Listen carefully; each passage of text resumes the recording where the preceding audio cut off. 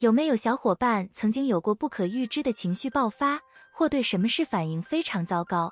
那可能经历过情绪失调。简单的说，意味着一个人无法控制自己的情绪，这可能是由于创伤或多动症，或作为一个孩子没被教会如何控制自己的情绪。每个人都记得威尔·史密斯在奥斯卡颁奖典礼上的表演，对吧？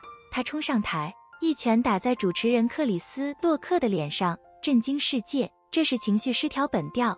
当时克里斯·洛克拿威尔的妻子开了个玩笑，说他有脱发症。威尔一开始笑了起来，然后他发现妻子并没被逗乐，于是情绪的开关就被打开了。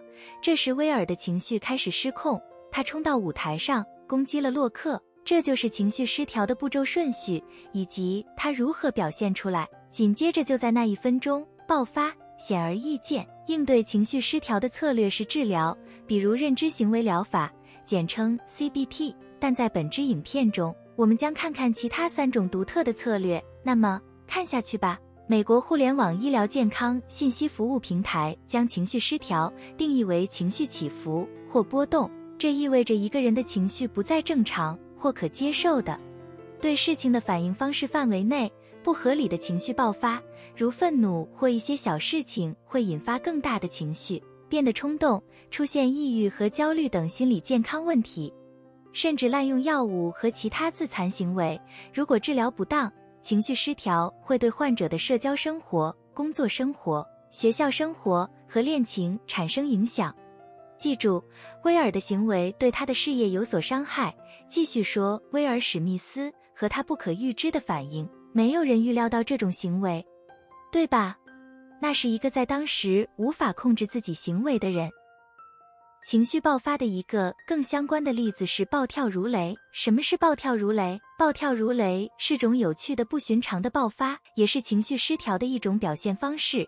从青少年到成年，随着年龄增长，应该学会控制自己的情绪，但由于现在很多互动都发生在网上，这种情况可能不会再发生了。我们看到越来越多的人在社交媒体、论坛、小组或社区中发生冲突和戏剧性的爆发，并以夸张的方式宣布他们将离开这些网络空间，以获得关注。按照都市词典的解释，暴跳如雷指的是离开一个带有夸张情节的网络群组或帖子，并以某种方式吸引大家的注意。换句话说，这在互联网上相当于冲出房间，在离开时摔门而出。在现实生活中，复杂的是，人们可能会为那些戏剧性的冲出困境的人感到难过，因为他们受伤了。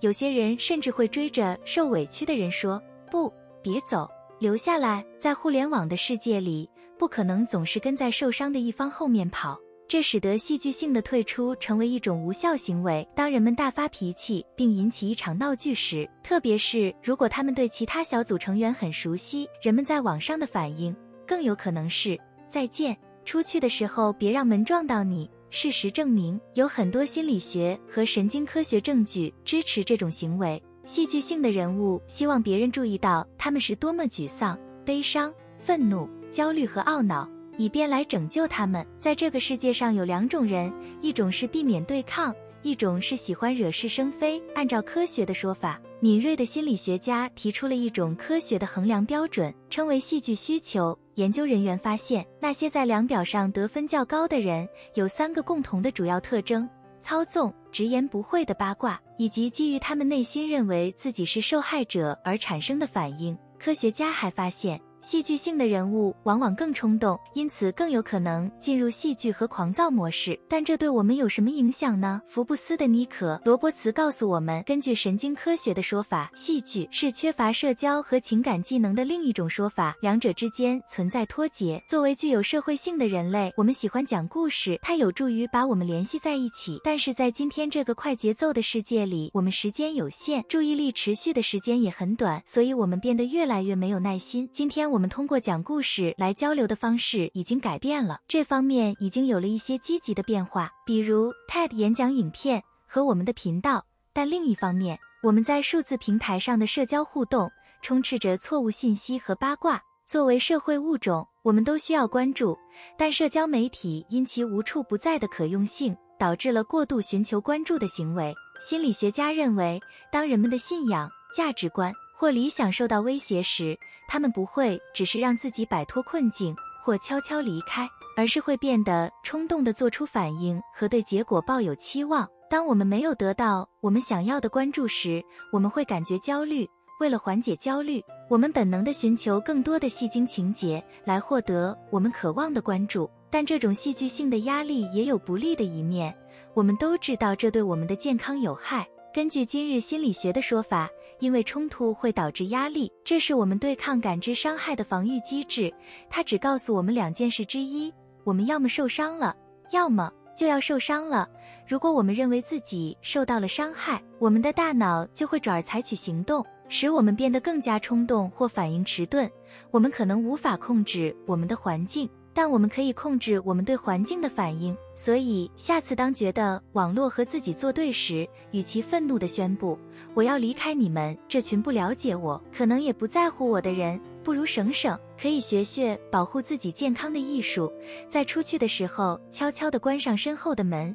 如何能做到这一点？让我们看看一些方法来治疗情绪失调和暴怒可能造成的伤害。如果有小伙伴曾经遇到过像威尔史密斯这样的类似情况，这里有一些可能会受益的技巧。一、培养心理上的灵活性。根据心理学博士马瑞萨·博尔曼的说法，心理方面具备灵活性有助于情绪调节。他说，自我意识是发展心理灵活性的核心。成功的一半在于了解当前的习惯，一旦意识到自己对各种刺激的反应，就可以开始改变自己的行为。二、正念。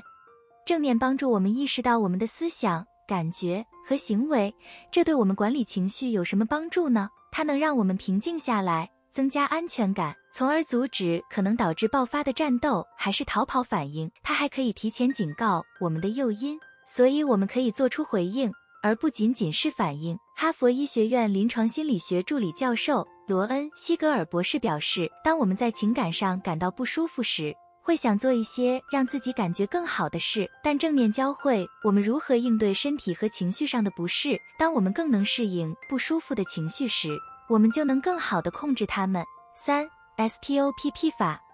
如果有小伙伴在控制情绪上有困难，试试 STOPP 大法。它结合了认知行为疗法、CBT、辩证行为疗法、DBT 和正念的特点，有助于在处理具有挑战性或困难的愤怒引起的情况时管理自己的情绪。根据积极心理学网站的说法，这个缩写的首字母 S 代表停止，提醒自己在做出反应前稍作停顿。T 代表深深的吸口气，并留意自己心脏的吸气和呼气。O 观察自己的思想、身体的直觉和感觉。P 指的是退后一步看待问题，从而可以有更广泛的角度审视局面。退后一步着眼大局，可能会对自己发问，有了什么不同的处理方式吗？可以看到到底都发生了些什么吗？第二个 P 践行有效的措施，继续我怎样才能以一种对我和其他人都最好的方式，以一种符合我的核心价值观的方式来处理这种情况呢？当我们被情绪控制时，我们的核心价值观哪儿去了？专业的治疗师可以提高一些策略和练习，用来帮助调节情绪，比如影片中提到的 STOPP 练习，也可以记录自己的感觉和情绪，帮助自己远离情绪，从而获得正确的视角并理解它们。参考文献在资讯栏。感谢收看，下支影片不见不散。